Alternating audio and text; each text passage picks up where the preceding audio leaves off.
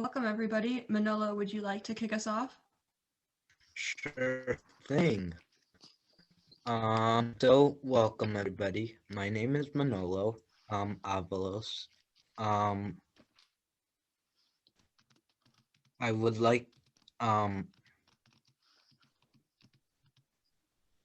me just say welcome everyone to the It's Our Future Candidates Forum for the president of the Village of Oak Park. We're excited that you are here with us this evening. We want to thank candidates Cate Readling and Vickie Scaman for making the time to be with us tonight.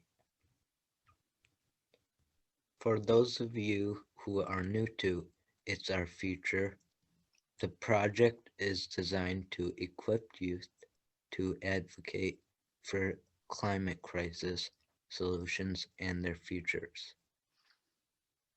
The project does this by educating youth about the climate crisis, building their advocacy skills, connecting youth to the broader national and international youth climate movement, and creating opportunities for youth to take action on sustainably and the climate crisis within their own communities, schools, and institutions. We conduct monthly educational forums and planning meetings, host events and films screenings, and take action on issues within our communities. Now meet Charlotte Meyer, who will talk about tonight's format. It's great to see you all. I'm Charlotte Meyer. So the format for tonight, we'll start with me and Manolo reading off some short bios about the candidates, and then they'll be giving their introductory remarks. Then we'll be asking them 4 questions, and then we'll have a Q&A where you guys will ask some questions in the chat, and I'll read some of those to our candidates, and then they'll have their closing statements. So now we'll start off with a little bit about Cate Readling. She grew up in Richmond, Virginia. When she graduated from Boston University and joined her family's business, she focused on sourcing sustainable products and utilizing equitable hiring practices. After growing the business, Cate Readling took a corporate position with a global distribution company where she learned how to manage an array of expectations and relationships. She was so successful that she was assigned one of the largest accounts in the entire company. She came to understand how durable economic growth must come with the inclusion of every citizen, regardless of race, gender, sexual identity, religious faith, or citizenship status. Cate Readling believes that strength from diversity is foundational to Oak Park and that it's one of our greatest assets. She pledges to fight for this community as she has in her work with the Park District, the Oak Park Call to Action,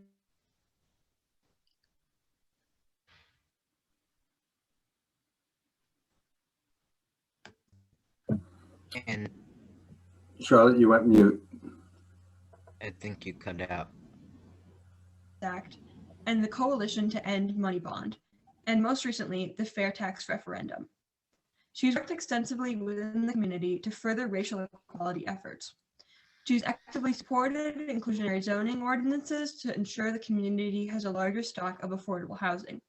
And she's advocated for all children by working with District 200 and District 97 to adopt more fair, equitable, and inclusive educational reforms in Oak Park. Using her extensive knowledge of local government, its players, and the various taxing bodies, she pledges to work to realize our common legacy and the promise of a truly equal and inclusive Oak Park together. And now I would like to share with you Vickie Scaman's bio. A longtime Oak Park resident and community leader, Vickie Scaman began her professional life as a teacher in the south suburbs. She eventually moved into restaurant management and later became a non-profit executive. Her becoming a non-profit her recruitment experience led her to the Liquor Control Review Board, where she advised the village board on responsive and equitable policy that contributed to growing in our local businesses sector. Her leadership on the Liquor Control Review Board was an entrance to her service as the co-chair of the Law Review Committee of Impact. Here, Vicki worked with their communities leaders to evaluate how laws in Oak Park and River Forest comparatively affected young people when caught with drugs or alcohol. She successfully advocated for therapeutic consequences intended to keep offenses off a young person's permanent record and connected families with needed services. Vicki led the Oak Park Township Positive Youth Development Coalition, at the same time serving as the co-chair of the Education and Data Committee for West Garfield Park Community Stakeholders Coalition and taught restorative justice practices. In 2017, voters elected Vicki as Oak Park Village Clerk on a platform that highlighted her leadership skills, commitment to transparency, and knowledge of government processes and community resources. Vicki is running for Oak Park Village President on a platform committed to effective government, ready to lead on advocating, advancing a sustainability action plan, racial equality policy, and economic recovery initiatives.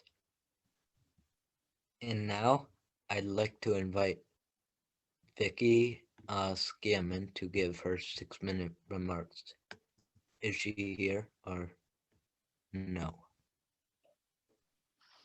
Yes, I am here. Okay. Sorry that I must have had 2 different links, so I apologize. And then I must have missed a lovely opening. So thank you very much for that.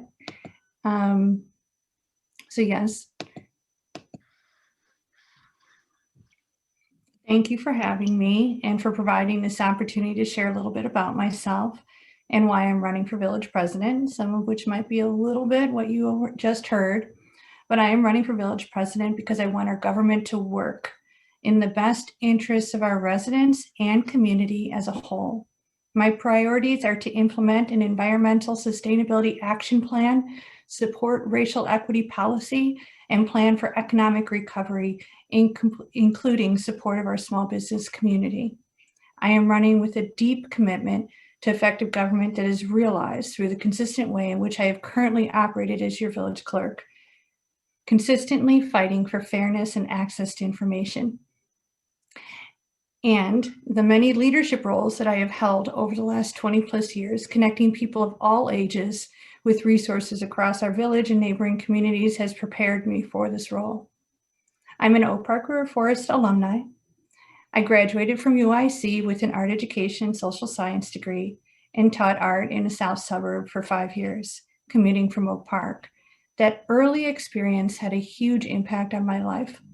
I saw firsthand our systemic inequities in our education system and wealth gap. I later ran a small business and a local non-for-profit. I took that non-for-profit on a journey of evaluating community needs and designed leadership programs for young people through music. During that time, I became a fierce advocate for transparency and fairness across all of our governmental bodies. I became the chair of the Liquor Control Review Board, recommending equitable policy for our restaurants. My leadership on that board led to my service as the co-chair of the Law Review Committee of Impact, where I worked with other community leaders to connect therapeutic resources with youth and families. I led the Oak Park Township Positive Youth Development, as you heard, simultaneously serving as the co-chair of the Education and Data Committee for West Garfield Park community stakeholders. And yes, I did teach restorative justice and still do. In 2017, and I ran as village clerk, I have enjoyed my time as your village clerk, committed to serving all residents, transparency and fairness. I am running for village president because you deserve leadership that is responsive to your needs, dependable and cares, so that we can make real progress on reducing greenhouse gas emissions, advancing racial equity policy, and working together for economic recovery from COVID-19. I will listen, use what I know about how our government works inside and out of Village Hall, and provide clear direction to village staff to move progress forward. The many examples you have heard of my work in the community have had me bringing all of our governmental partners together, walking them through an assessment period of identifying what our needs are, and then looking for those culturally relevant strategies by making sure that all voices are part of the process, and that the strategies that we're choosing are for reaching those root causes for our community change that we're looking for. So that framework is one that our federal government has taught through many grants that I have brought to the community. And the reason being, because we need to know that our efforts are following a process that is going to seek those root causes and identify them and have relevant strategies. That's the level of experience that I have. But it's always been for the purpose of directing policy. Then the restorative justice training that I have and the way that I walk our earth, I'm sorry, I couldn't even see that very well, but I guess that means I'm running low, thanks, on time. But is my ability to listen to others, kind of step back from the way something is being said and listen to what is being said. And I know that that leadership style is what we need right now. And that experience will matter most definitely for the next 4 years. Thank you very much. And now I'd like to invite Cate Readling to give her 6-minute opening remarks. Thank you, Manolo. Good evening, and thank you, Charlotte and Manolo. It's our future and 7 generations ahead, and everybody for taking the time out tonight. Like so many, my family and I chose Oak Park because we wanted to find a community. We moved here 11 years ago from a small town in Connecticut where I was a diversity, and we wanted to find some place that would bring more of that to our family. We had 3 children at the time, 5-year-old twins and a 3-year-old in early childhood. So we wanted to make sure that strong schools, that was top of mind for us. We wanted to find more than anything, a place where we could belong, where our kids could walk to school and know their neighbors and be known by them, where we could walk to restaurants and shops, and where we could engage in a community that we love and that we could contribute to it. We now have 4 kids in 3 different schools, and we found that engagement in a number of ways, through the PTO, through church, through Scouts, through the Park District, by joining and leading community organizing for the changes that my family believes in.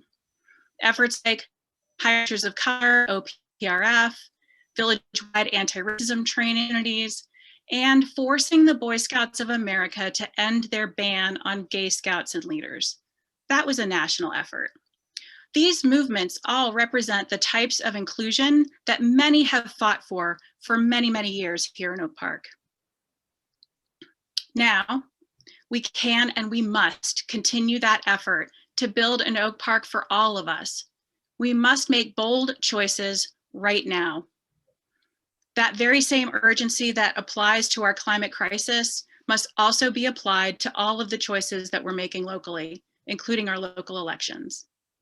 Our economy hangs in the balance, yes, due to the COVID pandemic, but more deeply due to racism that perpetuates inequity and bars people from access to resources. Will we continue the status quo of prioritizing comfort, or will we choose to live our values of equity, inclusion, and diversity by electing bold leaders willing to center the voices of everyday working people and those most deeply affected by climate change every single day?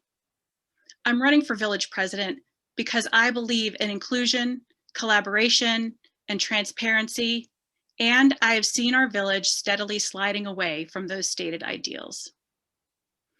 We are a village of people who demanded a living wage.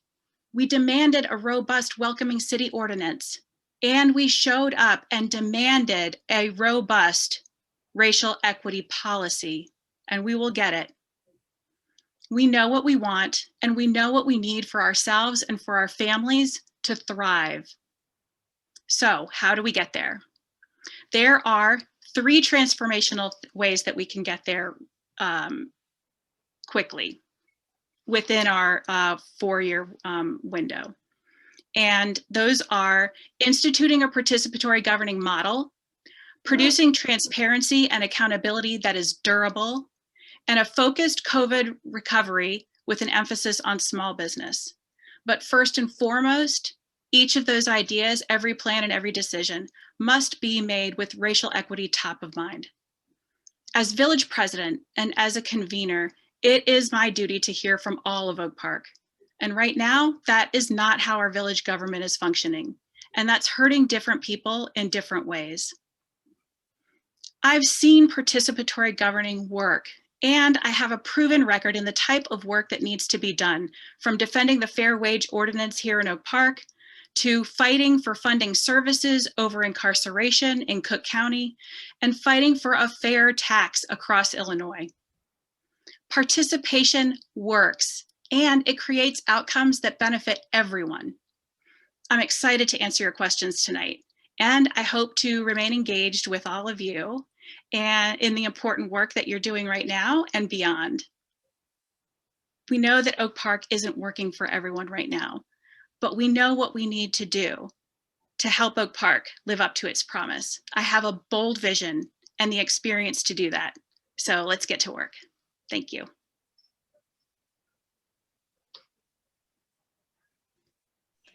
Thank you. Now, in the second part of our format, we'll be asking 4 questions that the candidates have been given in advance. They will have 3 minutes to respond to each question, and at the 30-second left mark, I'll be holding up this sign so that they know. We'll take turns on who answers first. So let's begin the first question with Cate. So what is your assessment of the current Village of Oak Park's administration, the current Village of Oak Park administration leadership on sustainability? Has it enough over the past 5 years? If not, why not? And if yes, what has worked? What would you do to make sustainability a top priority? Thank you for that question, Charlotte. And to put it very succinctly, I would say no, not enough. And there's a number of things. I hope you don't mind. I made notes to make sure that I would not forget anything because I'm 50 and sometimes I forget things. So what I noticed immediately in doing the research on the organization is that I identified something that is very near and dear to my heart, and that is the composting program in our village. When I first moved here, we had 2 staff members who were incredible, and they, I believe, were fully funded and supported by village staff and the board. Karen Rosmus ran a recycling program that was remarkable. I could call her and talk to her anytime about any specific crazy question I had. And we had, what was the woman's name who was in charge of the shared power purchase agreement that we had across the village? It was an opt-out program. That was key.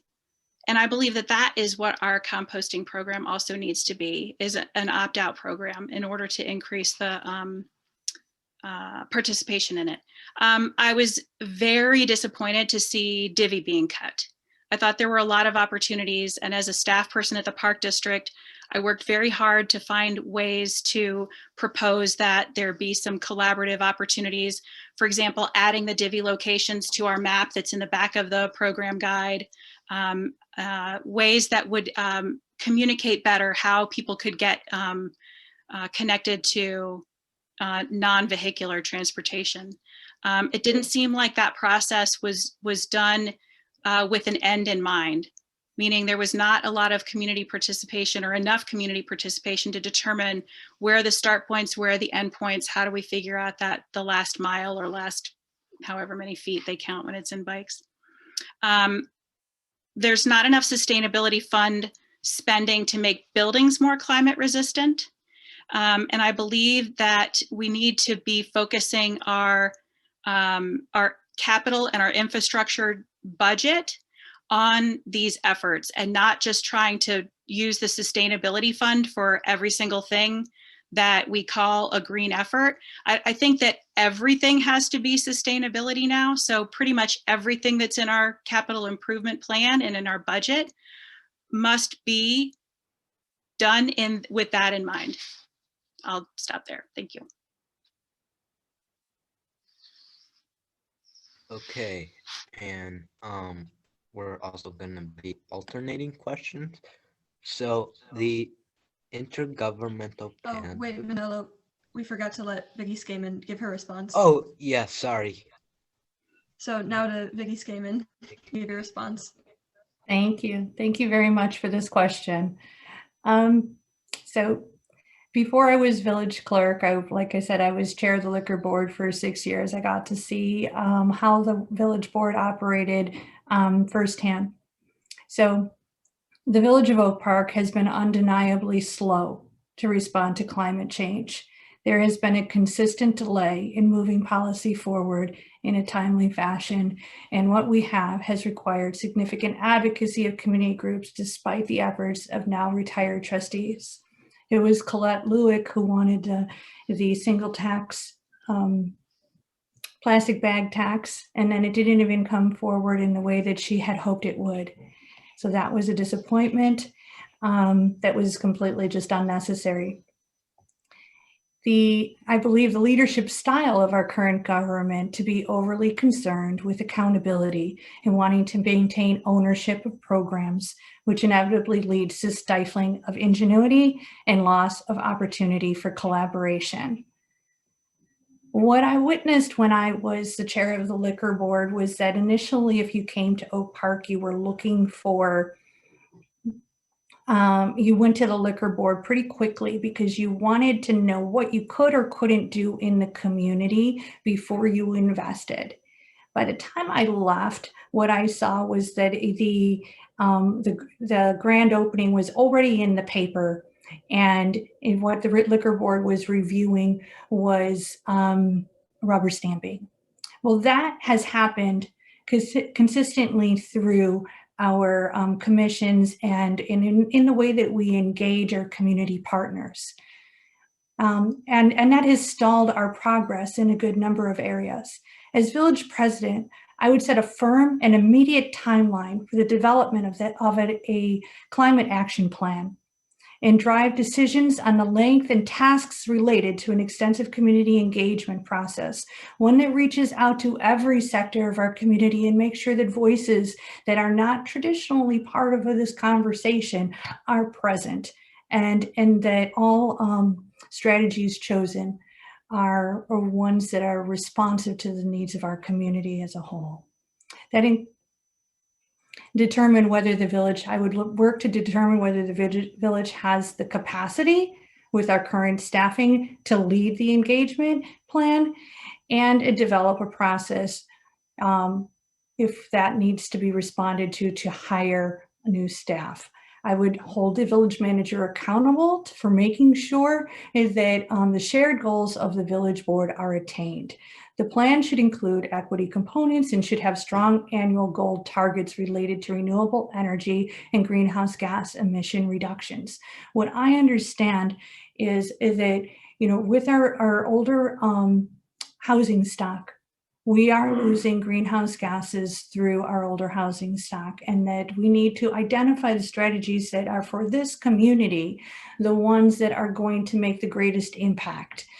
And that's what the working with our other community partners and making sure that we're checking in with them, those who know and are working on this regularly, that all of our work is collaborative and that we're holding staff accountable.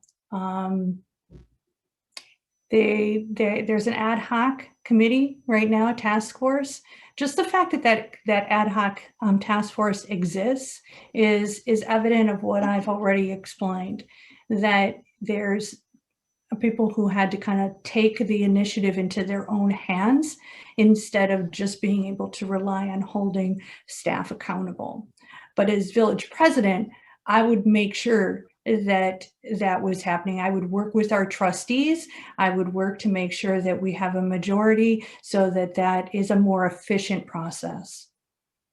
All right, Thank you for the question. On to Manolo for the next question. Okay.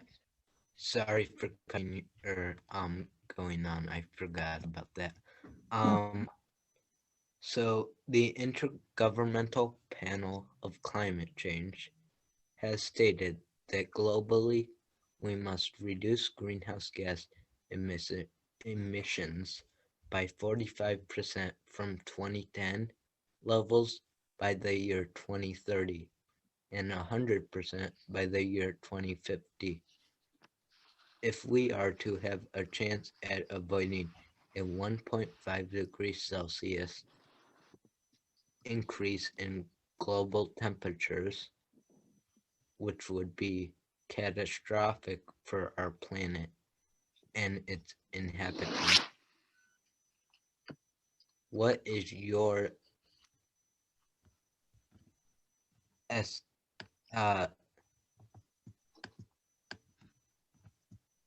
assessment of the current climate crisis data, and what are the priority steps you would take as mayor of Oak Park immediately entering into office to advance clean energy and reduce Oak Park's greenhouse gas emissions? Vicki, we'll start with you first, and then Cate.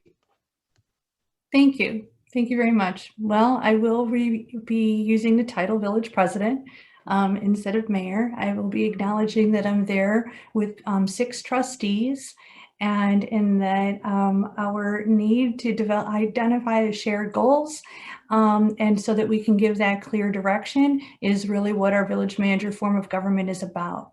We must begin with an accurate understanding of our greenhouse gas inventory and develop an impactful climate action plan. The Ad Hoc Climate Action Task Force has recently recommended hiring a short-term time consultant to conduct a greenhouse inventory and recommend strategies for reducing those emissions. As I've said, in the most impactful way. And what I'm referring to there is that sometimes what we believe is making an impact is not doing enough to reduce our emissions by 7.6% every year to reach the goals that you've stated. And so the money that we have, it's and the collaborations that are available to us with community partners, we have to rate the strategies so that we know that the ones that we're choosing are going to move the needle the farthest, and concentrate on those. And that may include a community campaign, as also been described by the ad hoc committee, to educate members of our community. What I understand as a mother and a grandmother is that we're going to have to change the way that we live our life. We're going to have to become a more resilient community and be willing to change and make serious changes on how we live so that we can reduce those greenhouse gases. But having that community-wide action plan is that education that we all need to follow. So we know what goals we're trying to reach. We know what to do in order to reach those goals. We've identified them. As village president, I will direct staff to engage strongly with existing initiatives and groups, including Planet Green, Environment and Energy Commission, 7 generations ahead. It's our future, all to implement reporting and communication and holding our village manager accountable. Thank you. Cate, your response. Thank you, Manolo. So my assessment of the global climate data is aligned with Project Drawdown. And I believe that we need to do 3 things. We need to reduce the sources of carbon emissions. We need to support, excuse me, I was having trouble swallowing water. That is holding me up. So reducing the sources of carbon emissions, obviously, supporting sinks, those things that take carbon out of the atmosphere, and improve the society, fostering equity for all. And that means that, yes, doing the education piece of it, but also taking immediate action. As the question stated, what would I do right away? We need to immediately invest in our housing stock. In Oak Park, our greatest potential in reducing energy that our buildings consume and also reducing food waste through composting and recycling,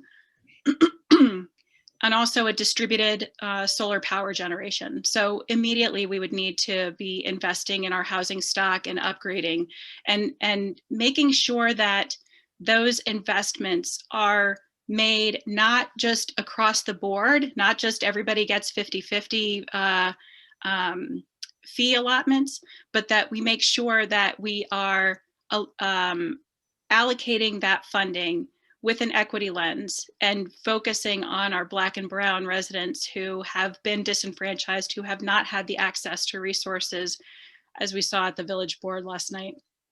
So all of these things need to be driven by the new climate action plan and adaptation of the planning process with lots of community engagement, which we are built for. We just need to utilize the processes and systems that we have in place, like the commission structures, by re-enfranchising them and respecting their work. And then with an emphasis always on listening to our Black and Brown residents.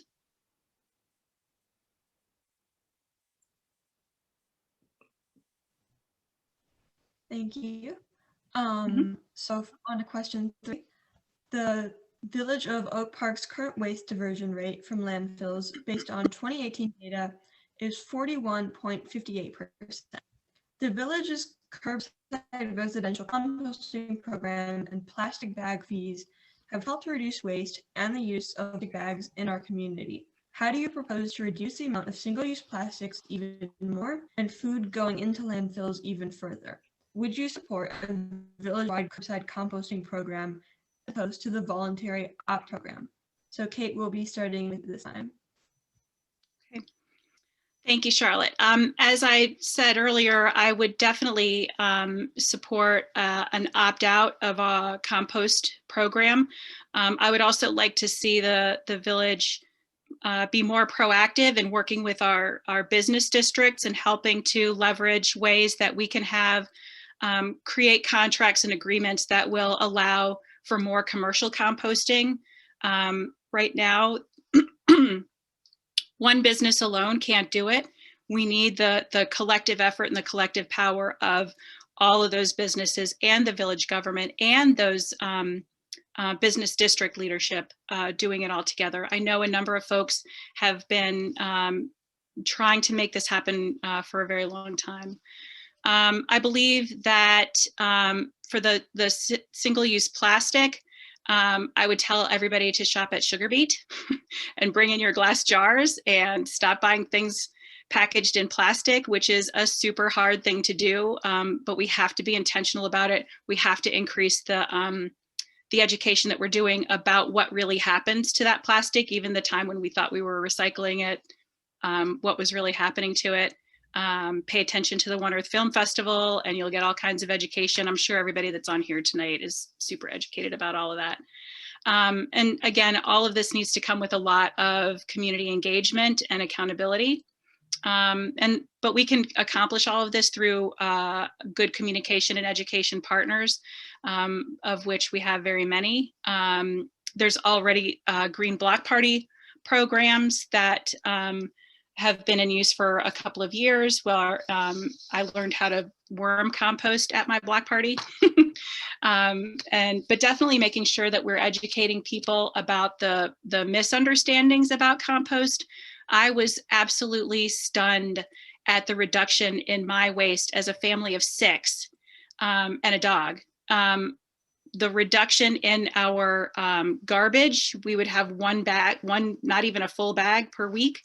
So I was able to buy smaller bags, which was awesome, less plastic. And so educating folks about how to use that better, and plugging people in using the networks that we have, like the Block Party Captain Network that the village has access to, and the communication efforts that we have through the Park District and through D97 and D200. There are many, many ways that we can increase the understanding and usage of that program.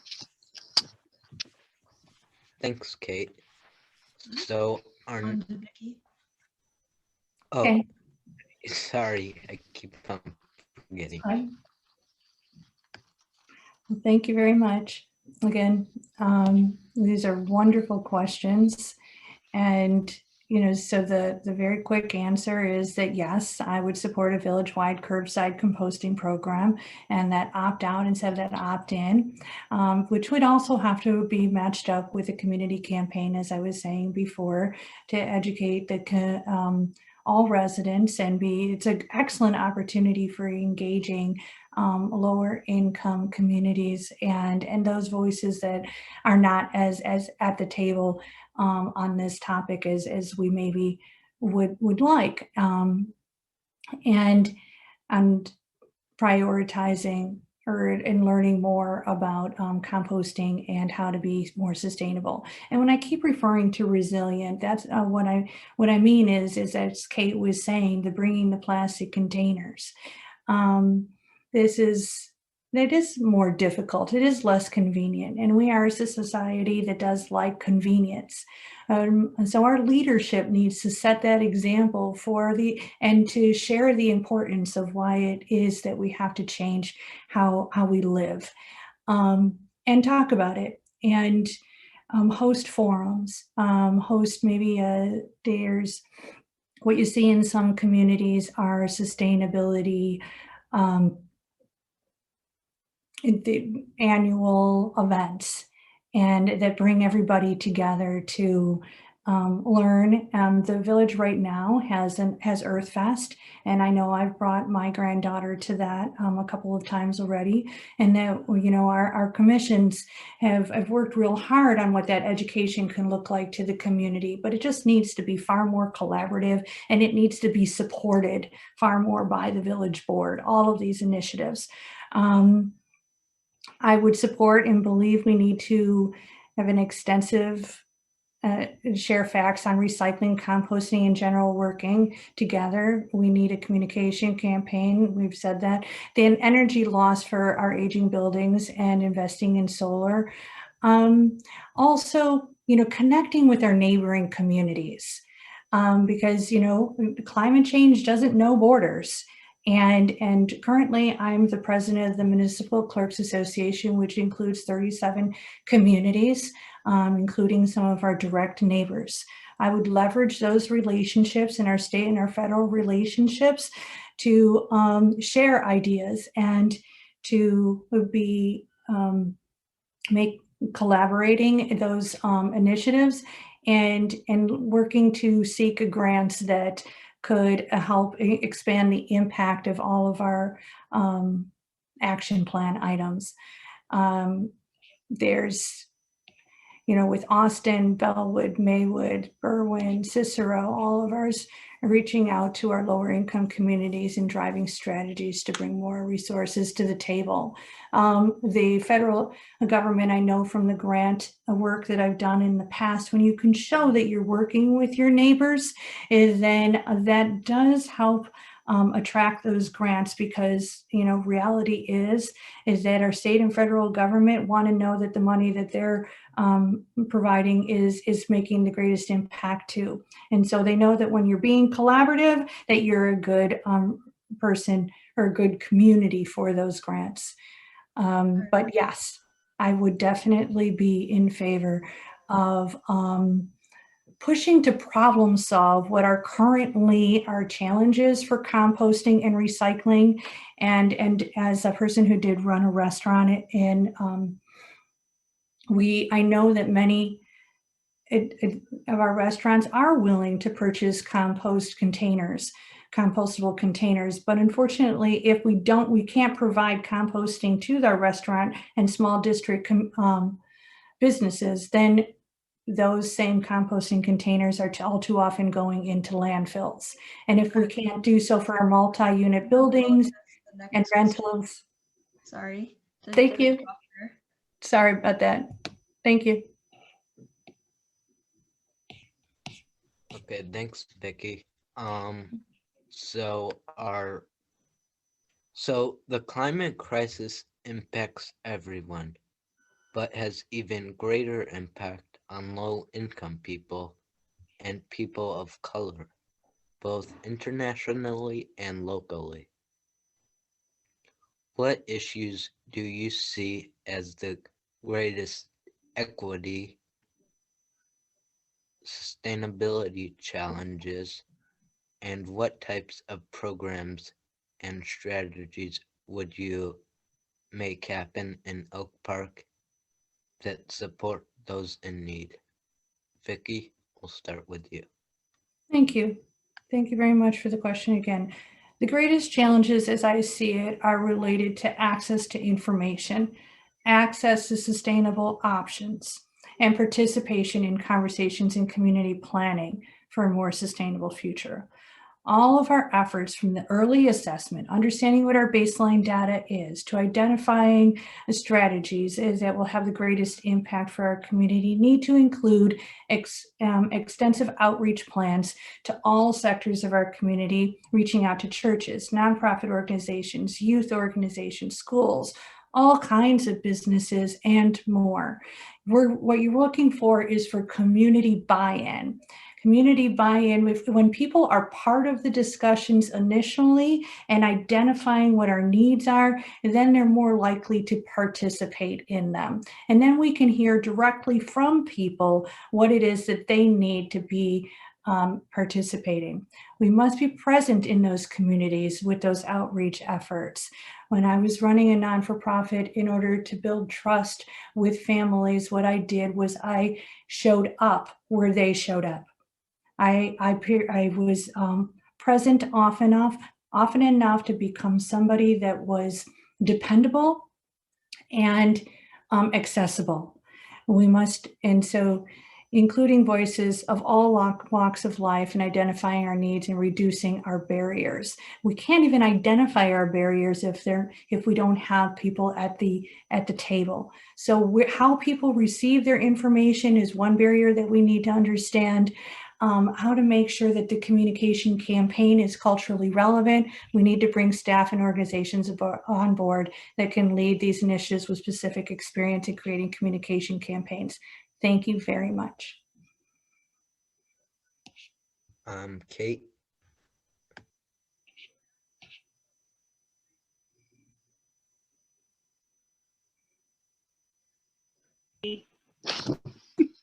I need that magic mute that just knows when you want to not be mute. So there is a very, very, very deep urgency right now, and that urgency is felt more deeply by our Black neighbors, our brown neighbors, and our families that are living on the edge. And they're the families that have the least time to go find things and figure out what to do about why their electric bill is so high. And they're the families who are least often included or represented in our current government. So having diversity and representation on our board and in all of our commissions, and having that be durable and transparent so people can know what the diversity is and what the representation is on those commissions is paramount. And then taking steps immediately to make investments in our housing stock, and starting with the places where we have the most to gain.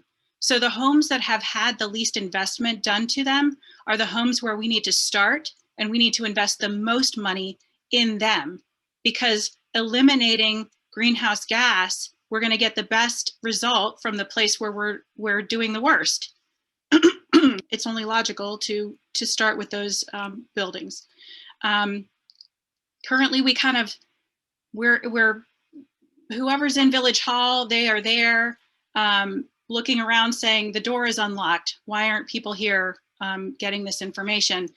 And instead of being out and connected with the people that can give them the answers. That's my jam. That's what I do all the time. So I would continue to do that. We need to make climate activism something that is immediate. It can't be the 2050 and the dates far out beyond only. It has to be the immediate. The people who are suffering with flooding in their basement, the people who are suffering because it's too hot to stay in their house in the summertime. Those are immediate things, but they're things that our government has a responsibility to be paying attention to every single day of the year. Right now, I scared me to death, all the ice coming off of my, off of my roof. I need to make sure that this summer I'm doing something to my attic to make sure that I'm not getting ice dams next year. I don't expect everybody to be able to do that on their own. We should be able to be supporting everybody in the community to be preventing that. Thank you. Thank you, Cate. I'd now like to turn to the, oh, wait. I think I messed something up. Charlotte. I got it. Thank you. I'd now like to turn to the chat room for a question in the audience. So you can put any questions that you want me to ask the candidates in the chat. And it will be a bit different with this because you guys will have a minute to respond to these. So instead of a 30 seconds left sign, I will put up a 10 seconds left sign. We already have some questions. So let's start off with, what can village government do to expand recycling and compost programs to large multifamily and business facilities? And Cate, you can start us off this one. Sure. Thank you. That's a great question. Well, one of the ways that we could do that is make it a requirement. I know my neighbor, Roy, owned the laundromat on Chicago Avenue for a long time, and it broke his heart to put all of that cardboard and all of that plastic into a dumpster. But the margin on that business is so paper thin that if he had to spend more on recycling, he would not be able to stay in business. He ended up not staying in the business anyway, because it is such a tough business. But that was an excellent example of the fact that if it's not required of everyone, then we're burdening one over another to take responsibility for it. That is the purpose of government. Government's not meant to be run like a business. It's not meant to be profitable. It is meant to support these things and make the world safer for everybody. Thank you. Now on to Vicki. Well, what the real challenge, especially with the multi-unit buildings, is cross-contamination.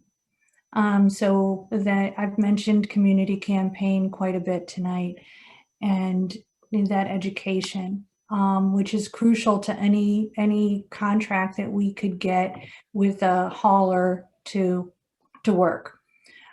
Because if you in an apartment are recycling properly and then or composting properly, and then your neighbor isn't, then that whole bin can be have cross contamination. I mean, I worry about that in my own home with what I recycle, and I compost as well. But you know, there's once that goes into the truck, we know that only 41 approximate percent is actually being recycled. And so that's also another reason why I keep referring to understanding where the impact really is in reducing our carbon footprint. So when you imagine a future where we're really recycling and composting properly, it's where we have as many people in the community who not only understand the need to take this very, very seriously, but they have the access and the information to participate. So that's where the emphasis needs to be. And as I have already mentioned with restaurants too, you know, they can have those composting containers, but how much good is it doing if it's going home to a home that doesn't have access to that composting? So we need to, oh, thank you. So the contracts that we need to pursue and direct staff to problem solve also need to come with that education. And then we have to make it accessible for our restaurant and small business community, because right now it's not as much of an option for them at all.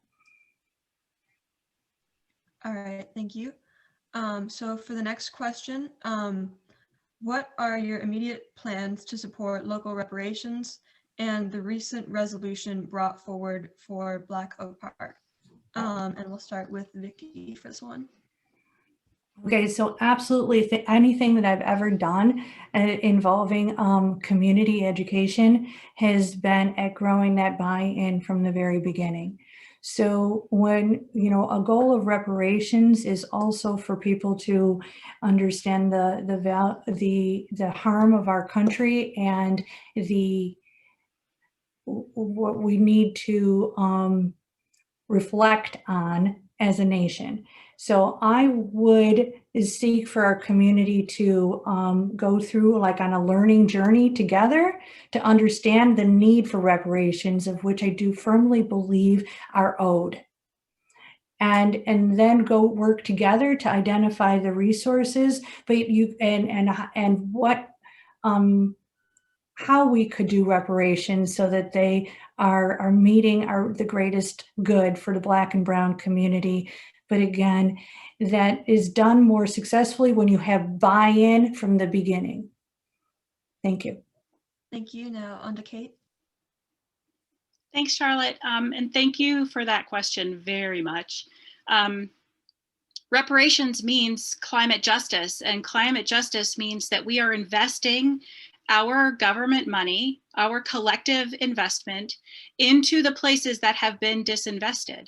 And so not only does reparations mean, yes, follow what is being requested, follow what the facts are, what we know has happened generationally to Black people in this community and across all the communities, but making sure that we are then using that to make the decisions about where and how much we invest, not regressively, not, everybody gets the same across the board, but making sure that we are investing appropriately for making reparations on the places and the addresses specifically that we need to.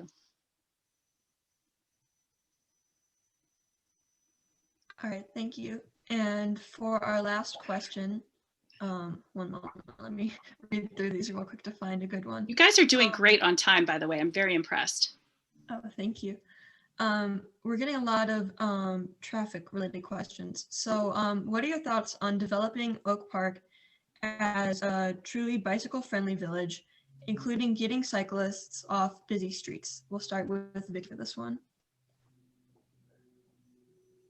With me? Okay. So I'm an advocate bicyclist myself. I go on a 100-mile bike ride every year for Maywood Fine Arts. It's called La Tour de Shore. And we made a lot of mistakes with the Divvy bike program, including just logistically where they were placed and who we were looking to serve. So it's a classic example of not understanding what need we were trying to fill when we chose the program and attempted to implement it. And just had the same way that we need to understand our baseline data with greenhouse gases. It's a very simple framework for government policy to understand your need. And then when you're identifying that strategy, to be seeking the input from the community. I hate to be sounding as if I'm repeating the same thing, but this is really what government is about, and listening to the people that we serve and represent. Thank you. Thank you. Now on to Cate. Charlotte, would you mind repeating the question, please? Yeah, of course. Thank you. What can village, oh wait, that's the wrong one. Sorry, one moment. Is taking bikes off of busy streets? Yeah, it's what are your thoughts on developing Oak Park as a truly bicycle-friendly village, including getting cyclists off the busy streets? Excellent. Okay.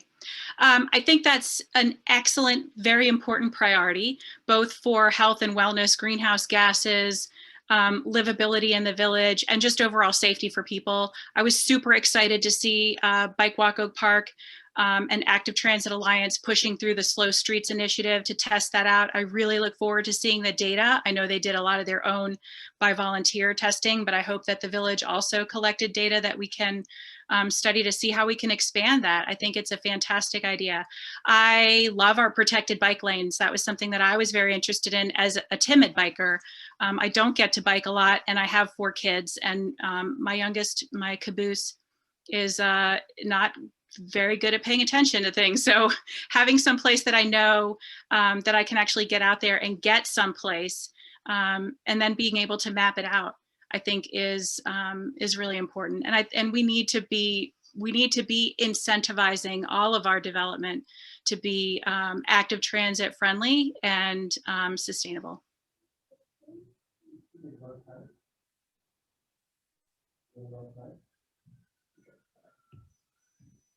And now I'd like to invite the candidates to give their 1-minute closing remarks. We'll start with you, Vicki. Wow, this has really been an amazing forum. Thank you. With that last question, I missed really complimenting the work of Bike Walk Oak Park and knowing that they put the work into a plan for our community to be more walkable and bikeable.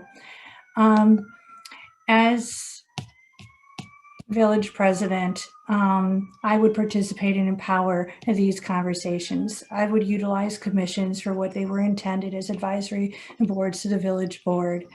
I would work with our community partners, and I would make sure that all of our efforts are maximized with true and genuine collaboration. I would seek rebuilding trust in our community across our governmental partners so that that's a definite possibility. I would use the experience that I have in writing and directing policy to make sure that the work at the village board, thank you very much, is on task, and then it's clear direction and not wasting time. I'm here to serve our community. I have believe that it is my skill set and passion and love for Oak Park that is what is needed now, and it is about right now, and the experience for the next 4 years. So thank you very much for hosting this. You can find out more about me at votevickie.org. Thank you. Cate. Thanks, Manolo. So thank you again, also everybody, for making this really, really important forum. We've done lots of forums. There's going to be more, but this is one of the most important, if not the most important, critical to our planet and our existence as we know it. So thank you for that. I hope that everybody feels the same extreme hope that I do right now in seeing these young people put together some really challenging questions and bringing the community together to have this conversation. This is exactly what we need to keep doing. So this work obviously is not about April 6th. It's not about one election. It's about every day before that and every single day after that. The beauty of this work is that when we look and act holistically around transit, sustainability, housing, all measured by equity, then we end up with a more sustainable result anyway. And then that ends up helping the people who are most in need. So I'm very excited and hopeful about this work. Thank you. We're at the end of our program, and I want to thank our two candidates, President Vicki and Cate, for sharing their thoughts and our questions on sustainability, and thanks to all of you who attended tonight's event. Please remember to spread the word about It's Our Future to youth you know between 8th and 12th grade, and to parents of youth. Thank you and have a great night. Thank you. Thank you very much. Have a great night. Thank you. This was wonderful. Nice See you job. out there, everybody.